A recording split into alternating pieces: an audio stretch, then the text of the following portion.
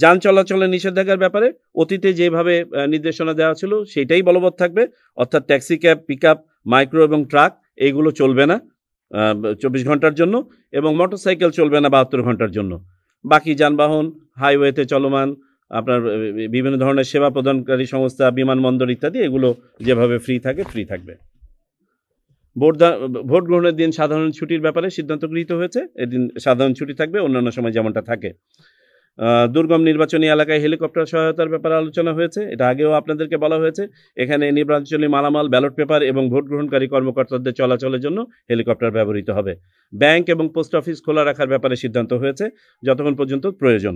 আমাদের সবার অন্যতম আলোচ্য বিষয় ছিল আইন এবং রীতির আলোকে তফসিল পূর্ব এবং তফসিল উত্তর কার্যক্রম নিয়ে আলোচনা। আপনারা জানেন অতি শীঘ্রই আমাদের ত্রয়োদশ জাতীয় সংসদ নির্বাচন এবং গণভোটের তফসিল ঘোষণা করা হবে। যেমনটি আমাদের মাননীয় প্রধান নির্বাচন কমিশনার মহোদয় বলেছেন, এই সপ্তাহের মধ্যেই কোনো এক সময় আমরা তফসিল ঘোষণা করব।